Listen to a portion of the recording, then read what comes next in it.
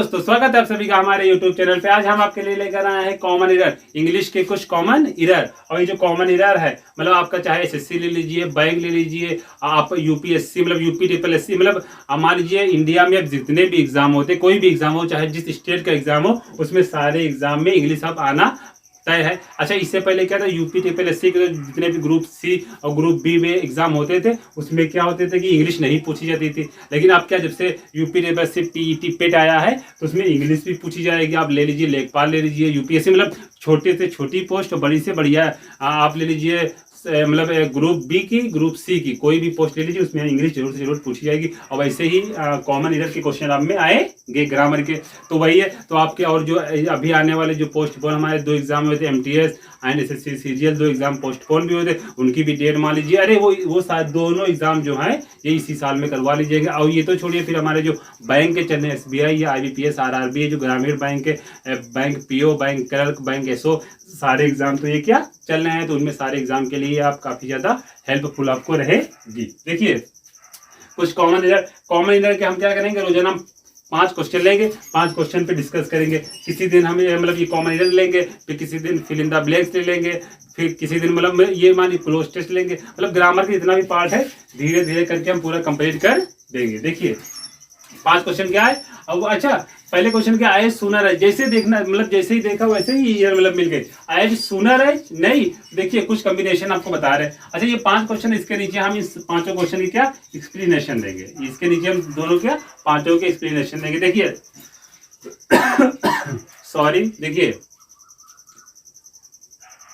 सो आएज, फिर आएज डैश डैश आएज, फिर आप कर लीजिए सो डैश डैश क्या दैट, फिर आप क्या लीजिए TOO डैश डैश कर लीजिए 2। अब देखिए, अच्छा आपका जो हमेशा कॉम्बिनेशन, इन 4 का जो कॉम्बिनेशन होता है ना, इन 4 का जो कॉम्बिनेशन होता है, सो के बाद आएज और आएज फिर सो दैट फिर टू। अच्छा, इनके बीच में कुछ ना कुछ कनेक्ट होगा, तो इनके बीच में कौन सी डिग्री कनेक्ट होगी, हमेशा पॉजिटिव डिग्री। कौन सी, इसमें भी पॉजिटिव डिग्री, इसमें भी पॉजिटिव डिग्री, इसमें भी पॉजिटिव डिग्री, इसमें भी क्या पॉजिटिव डिग्री। अच्छा, इन चारों में पॉजिटिव डिग्री होगी और यही एकदम क्या एकदम सही है। लेकिन एग्जाम में क्या होता है, सो आएज इन चारों के कॉम्बिनेशन में क्या देते हैं, इसकी जगह पे कंपैरेटिव डिग्री लगा देते हैं, जिससे कि यहाँ पे ER लगा के कंपैरेटिव दे दिए, तो मतलब ये क्या गलत, यहाँ हमको क्या पॉजिटिव डिग्री करना होगा, या फिर इसी की जगह पे सुपरलेटिव डिग्री दे देते हैं। मतलब इन चारों की कॉम्बिनेशन जो है, इनके बीच में हमेशा कौन सी डिग्री आएगी, पॉजिटिव डिग्री ही आएगी हम, और कभी भी कंपैरेटिव सुपरलेटिव डिग्री नहीं आएगी। अच्छा, कुछ और होते हैं, जैसे ये ले लिए। अच्छा, अगर हमने एडजेक्टिव अगर नाम लिया तो एडजेक्टिव से रिलेटेड जितने भी क्वेश्चन बनते हैं हम बता दें।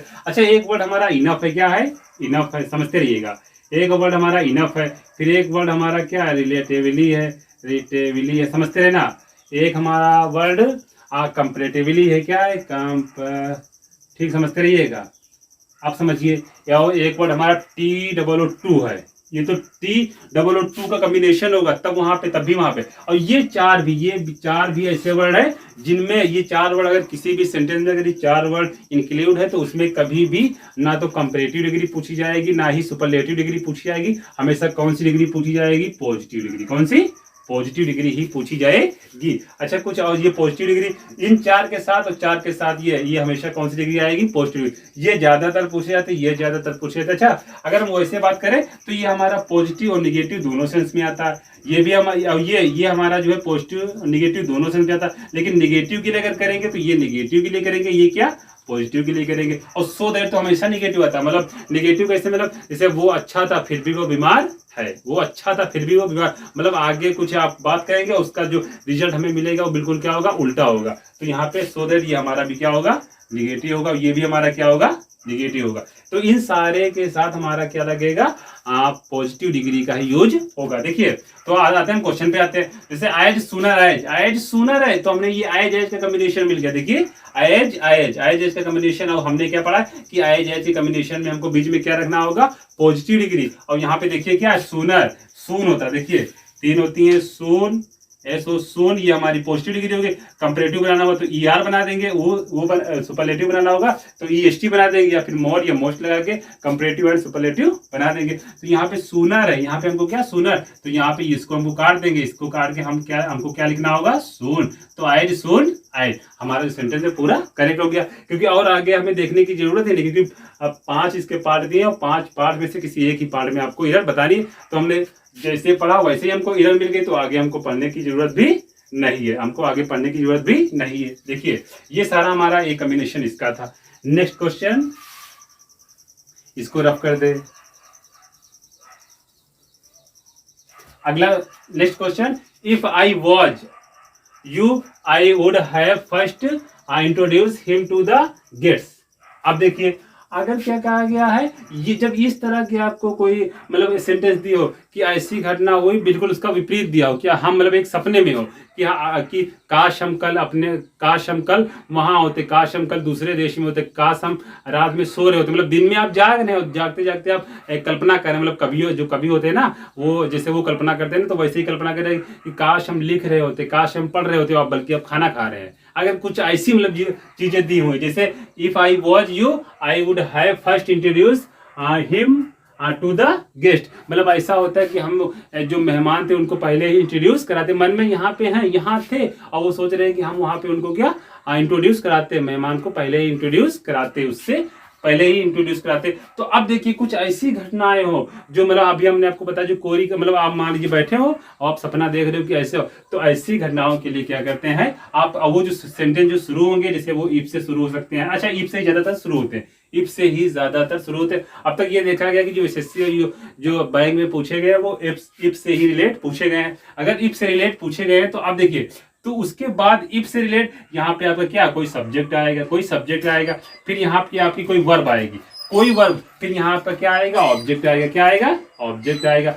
अब उसके बाद आपका फिर आगे सेंटेंस दिया होगा। अच्छा, ऑब्जेक्ट या सब्जेक्ट जब इस तरह की कोई सेंटेंस में कोई घटना में कोई कंडीशन दी रही होगी और वो इफ से स्टार्ट हो सब्जेक्ट, तो यहाँ पे जो सब्जेक्ट है वो सिंगुलर सब्जेक्ट हो या प्लूरल सब्जेक्ट हो, हमें कोई लेना देना नहीं, चाहे सिंगुलर हो चाहे प्लूरल हो, लेकिन हमें जो वर्ब इसके लिए लगानी होगी वो हेल्पिंग वर्ब, वो भी हेल्पिंग वर्ब कौन सी होगी, वर्ब होगी। क्या होगी, वर्ब। हमें इसके हमेशा चाहे यहाँ सब्जेक्ट सिंगुलर हो या प्लूरल हो, ऐसी कंडीशन में दूसरा क्वेश्चन है, कौन सा दूसरा क्वेश्चन, ऐसी कंडीशन में क्या होगा, यहाँ पे सब्जेक्ट चाहे सिंगुलर हो या प्लूरल हो, तो हमें जो वर्ब लगानी होगी वाज हो या फिर इज हो या फिर आर हो या फिर विल या शैल शुड, कोई भी मॉडल एग्जैक्टली वर्ब ले लीजिए, कोई नहीं यूज होगी, वो सिर्फ क्या यूज होगी, वर्ब ही। और सब्जेक्ट चाहे सिंगुलर हो या प्लूरल हमेशा वर्ब ही यूज होगी। तो हमें आगे की देखने की जरूरत ही नहीं। तो इफ आई वॉज, तो इफ आई वाज, देखिए इफ और ये हमारा सब्जेक्ट, यहाँ पे हमारा यू क्या है, ऑब्जेक्ट हो गया, तो वाज को हटा के हमको क्या यूज करना होगा, वर्ब। अब ये सेंटेंस हमारा क्या हो जाएगा, राइट। मतलब यहाँ पहले वाले पार्ट में भी हमारे पार्ट 1 में एरर थी और दूसरे वाले में भी पार्ट 1 में ही एरर हुई। अब देखिए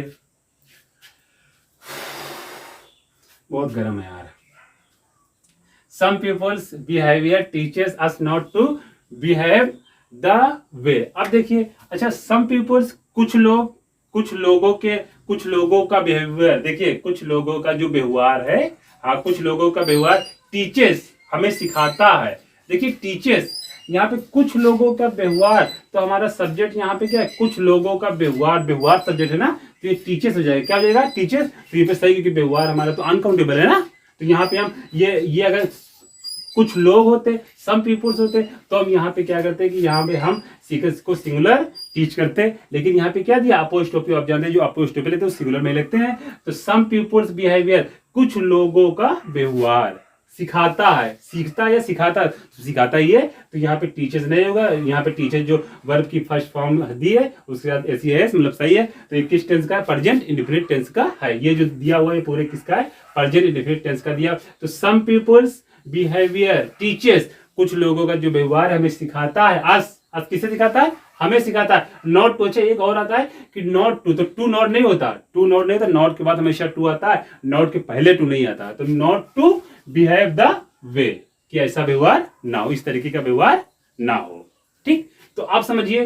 तो सम पीपल्स बिहेवियर टीचर्स, वर्ब हमारी सही है, अस ये सही है, नॉट टू ये कॉम्बिनेशन, हैव द वे ये हमारी मेन वर्ब, ये हमारी क्या ऑब्जेक्ट। ये पूरा हमारा सेंटेंस क्या एकदम करेक्ट है, इसमें कोई एरर नहीं लग रही है। इसमें कोई एरर नहीं, ये सेंटेंस हमारा क्या एकदम सही है, ये सेंटेंस हमारा क्या पूरा एकदम सही है। अब देखिए चौथा क्वेश्चन देखिए, डिस्पाइट ऑफ, देखिए यहां पढ़े इसमें भी पहले एरर में, इसमें भी दूसरा, सिर्फ क्वेश्चन जैसे पढ़ना शुरू करो वैसे ही एरर मिल जाते। देखिए डिस्पाइट ऑफ, आप ये वर्ड जानते हैं, इसको रफ कर दे।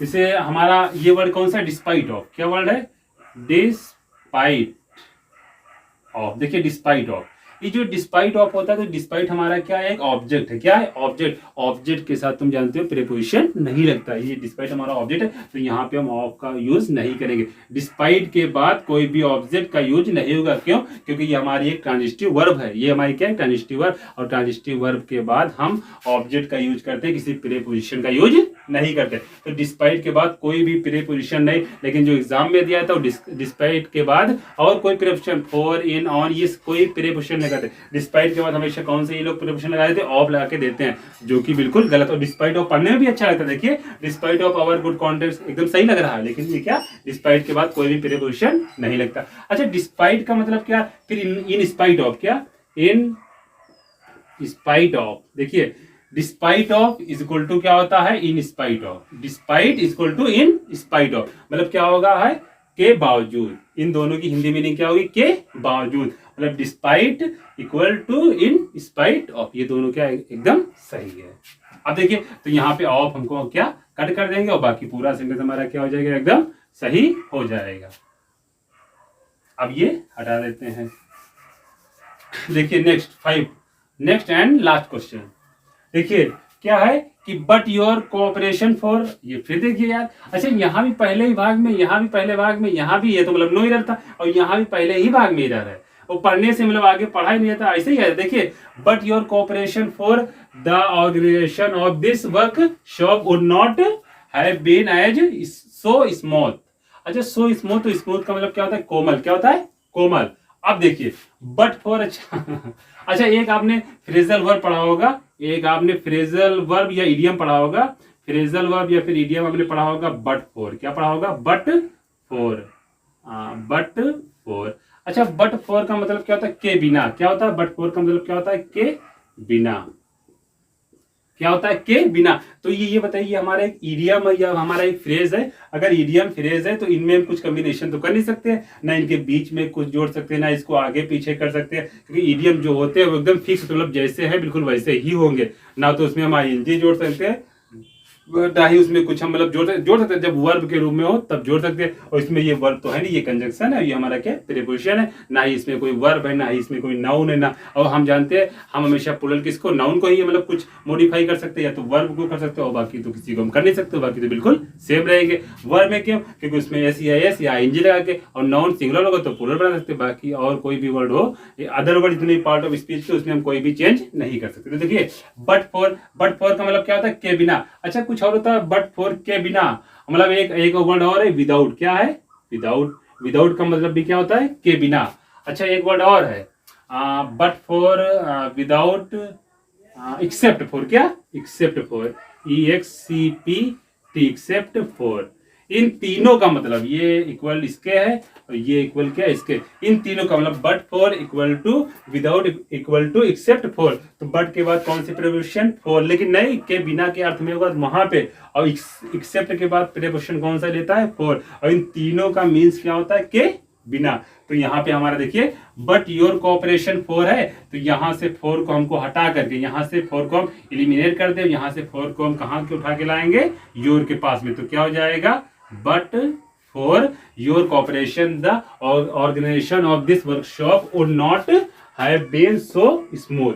तो इसमें कौन से पार्ट में है, पहले पार्ट में, पहला, दूसरा और चौथा, पांचवें सब में हमारे पहले पार्ट में एरर है, और तीसरे में कोई एरर नहीं है। और उम्मीद करते हैं ये तीनों समझ में और आप लोग ये नोट कर लीजिएगा, बट फॉर, विदाउट और एक्सेप्ट, इन तीनों का मतलब क्या होता है, के बिना। और उम्मीद करते हैं ये पांचों सेंटेंस आपको समझ में आए होंगे। अगर ये पांचों सेंटेंस आपको समझ में आए तो प्लीज हमारे चैनल को सब्सक्राइब करना और वीडियो को ज्यादा से ज्यादा अपने दोस्तों में शेयर करना।